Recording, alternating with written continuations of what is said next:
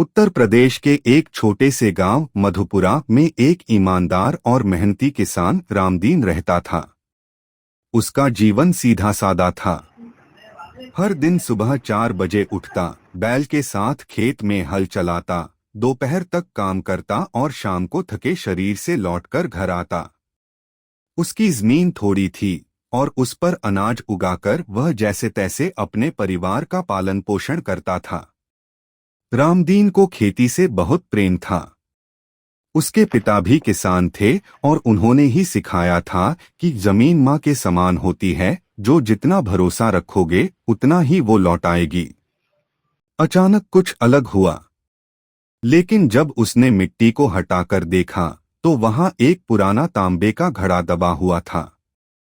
उत्सुकता से उसने घड़ा निकाला और ढक्कन खोला। घड़ा सोने के सिक्कों से भरा हुआ था। रामदीन को यकीन नहीं हुआ। उसकी आंखें फटी की फटी रह गईं। सोने के चमकते सिक्कों को देख वह कुछ पल के लिए स्तब्ध रह गया। लालच का पहला सामना। घर लौटकर उसने यह बात सबसे पहले अपनी पत्नी गौरी को बताई। गौरी बोली, भगवान की कृपा है, अब हमारे दिन फिर जाएंगे। हम नया घर बनवाएंगे, शहर में पढ़ाई करवाएंगे बच्चों की।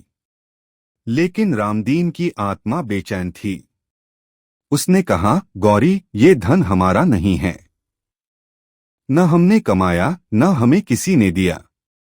ये धरती के नीचे था, शायद किसी का छिपाया हुआ धन हो या इतिहास से जुड़ा कोई रहस्य। गौरी थोड़ी नाराज हुई, लेकिन रामदीन की ईमानदारी को वह जानती थी। रामदीन ने गांव के मुखिया को बुलाया और पूरा वाकया बताया। मुखिया चौंक गए। वे धन देखकर लोभ में पड़ गए। उन्होंने कहा, रामदीन, तुम तो भोले आदमी हो। ये धन अगर तुम हमें दे दो तो हम इसे मंदिर में चढ़वा देंगे और कुछ हिस्सा तुम भी रख लेना। लेकिन रामदीन को उनकी बातों में कुछ चालाकी लगी। उसने ठान लिया कि वह ये मामला जिला प्रशासन को बताएगा।